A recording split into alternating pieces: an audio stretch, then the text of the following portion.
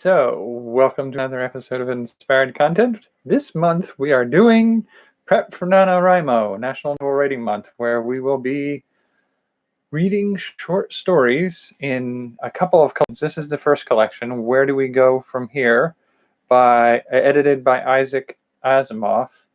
And the very first story that we're doing right here is A Martian Odyssey by Stanley G. Weinbaum. Weinbaum? And first of all, this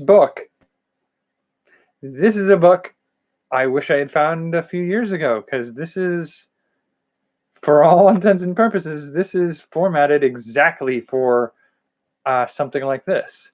This book is an anthology of science fiction works by different authors, at the end of which the editor, Isaac Asimov,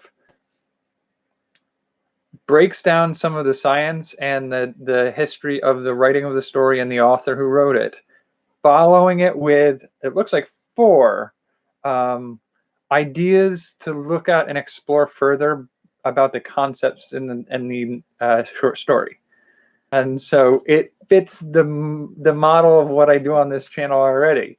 But with that in mind, the very first story is The Martian Odyssey. And I kind of like that we got some feedback on who the author was, the time frame it came from, because I would not have placed this as a story that was done in the 1930s. Is that right? No, that can't be right. This story was written in 1934. It was one of the first stories to deal with extraterrestrial beings realistically. That is, to suppose that they might really be alien. Earlier stories on Mars had used the name of the planet and a few salient facts, such as its possession of 2 moons, but no more. Except for that, the setting might just as well have been some fairy tale extension of Earth, and many of the characters in science fiction at that time oftentimes portrayed the aliens as just differently colored human, and enough so that, the alien women were prized things to seek after.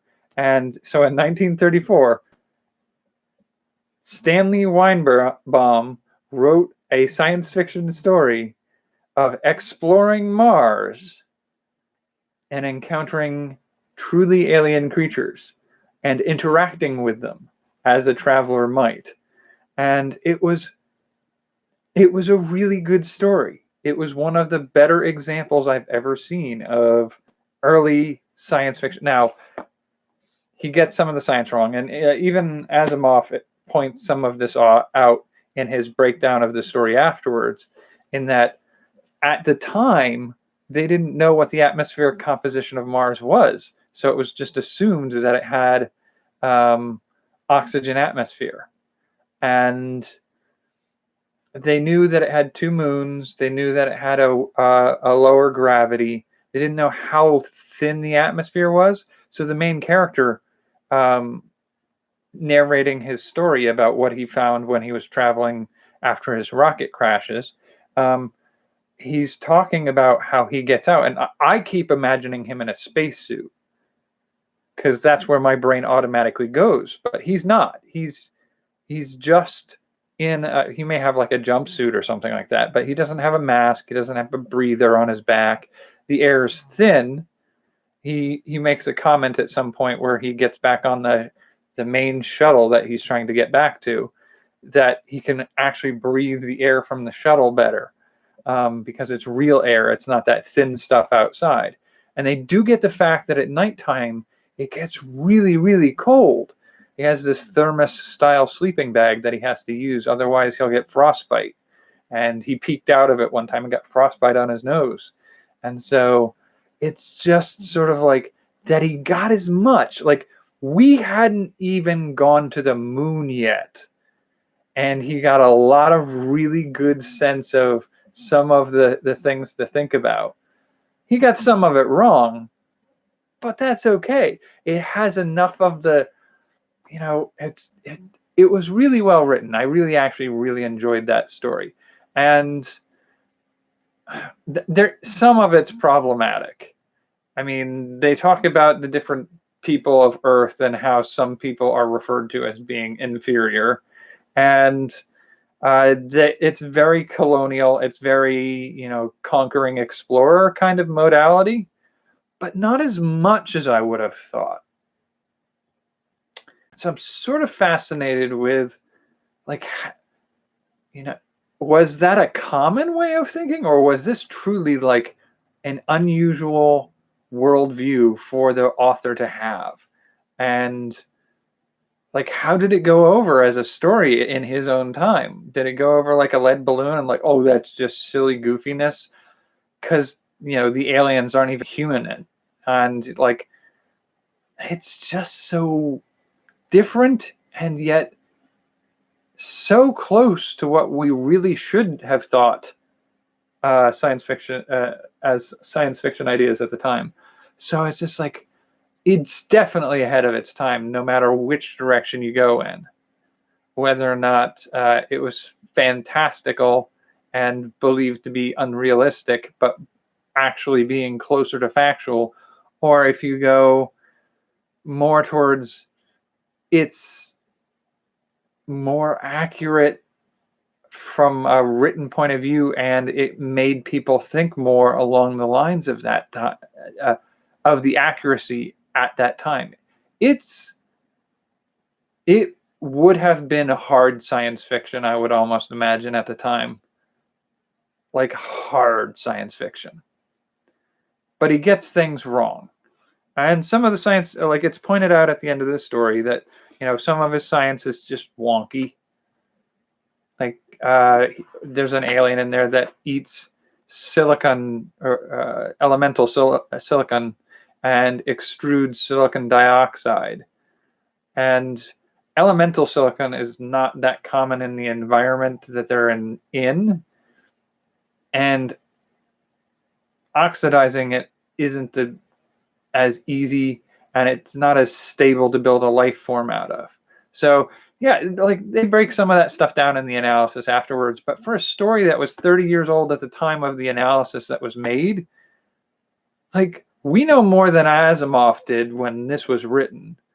And it makes some of his contemporary science fiction writers seem fantasy writers. So to have somebody 30 years before this write a story that gets about half of it right, whereas 30 years later, many of the writers got a third or less of it right, like, that's impressive. I found that really impressive. And the narration is basically a guy who got back to base, so he survived his encounters, telling the crew about his encounters. And it's a multinational crew. They've got accents. You can see it in the writing.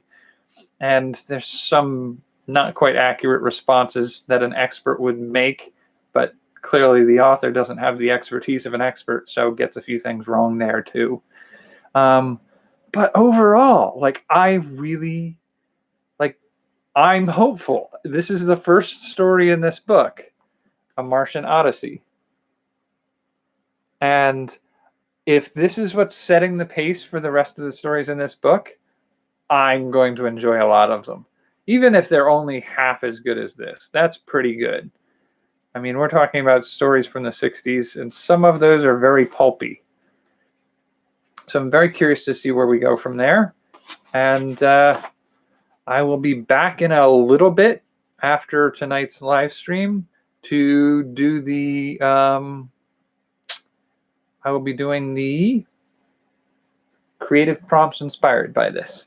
And then tomorrow I will be doing story number 2 out of this one. Same style. I will be doing the review, and then I'll do the creative prompts inspired by them around tomorrow night's live video. Maybe not around it. I might do them both beforehand. We'll see how that goes. Anyway, I thank you for joining me for this one, and hope you'll join me for the rest of the ones. We've got 16 more stories out of this book, and a second book to go through of short stories. And each one I'm going to be rating. Well, not rating. I don't feel I need to rate these this time. I will review them and then I will create inspired prompts inspired by the stories. And you're welcome to use them as prompts for your writing during National Novel Writing Month in November, or even just as a warm-up exercise before we get there. So I hope you do some writing. I hope you find some of this interesting, and I hope you stick with me through some more of these. I'll see you next time. Take care. Have a good night. And see you in a little bit too, actually, because I got a little bit more to do. And